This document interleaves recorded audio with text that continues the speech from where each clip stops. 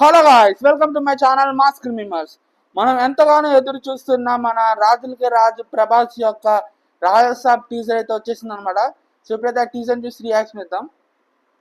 ప్యూరిటీకి Raja Saab country delight మన ముందుకు తెస్తుంది మీ రాజాసాబ్ ని.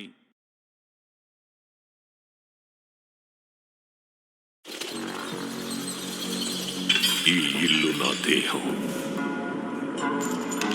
ఈ సంపద నా ప్రాణం.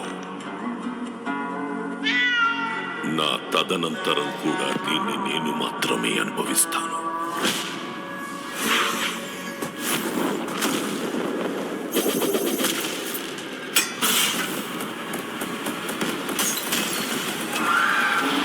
హలో హలో, బండి కొంచెం మెల్లగా.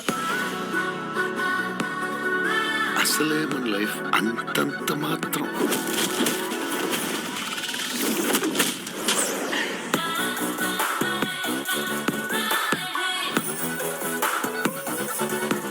చెప్పు, చేసిన పాపమేమి?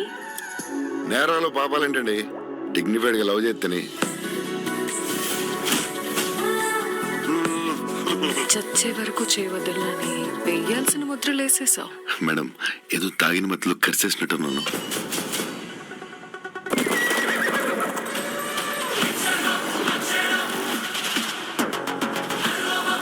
ఏ జగన్నాథ ప్రభు, క్యా హో రహా హై?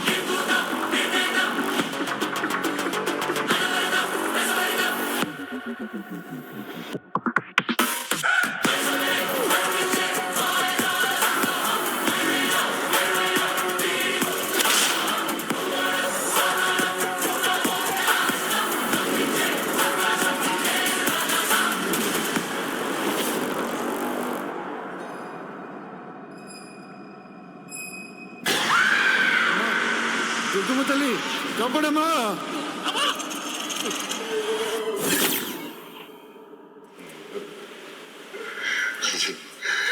తాత వైర్ కొరికేసాడేమో చూడరా బయట.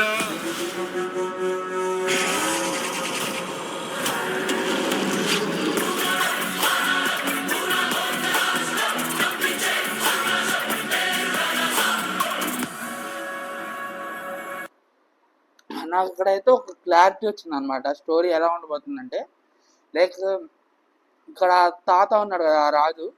సో తనకైతే తన సంపదని తన ఫ్యూచర్లో తన తరాలు వాడటం ఇష్టం లేదు. సో ఇక్కడ ఎలా అంటే, ఫస్ట్లో అతను చెప్పాడు, స్టార్టింగ్ అది ఉంది. ఇంకోటి లాస్ట్లో ప్రభాస్ తాత వైర్లు కట్ చేశాడేమో చూడండి అంటారు. సో దీన్ని బట్టి అర్థమవుతుంది అక్కడ ఉన్న దెయ్యం ఎవరో కాదు, ఆ తాత. సో ఆ రాజు. సో తనకేంటంటే తన ఆస్తి ఎవరు అనుభవించడం ఇష్టం లేదు. సో దాని బేస్డ్ అయితే ఈ స్టోరీ ఉండిపోతుందని అర్థమైంది. దీనిలో సెకండ్ హైలైట్ ఏంటంటే ఆ మ్యూజిక్. వామ్మో, ఏమన్నా కొట్టాడా ర్యాంపాస్లా. ఇంకా ప్రభాస్ యాక్టింగ్ గురించి ఎవడన్నా మాట్లాడితే చెప్పండి. అసలు దానికి ఎవడన్నా పేరు పెడతాడా? అసలు ఏమన్నా యాక్టింగ్ చేస్తాడా? సో నాకైతే ఇలా అనిపించింది. స్టోరీ అయితే ఇలా ఉండబోతుందని నాకు అనిపిస్తుంది. సో ఇలా ఉండొచ్చు, ఉండకపోవచ్చు, నాకు తెలియదు.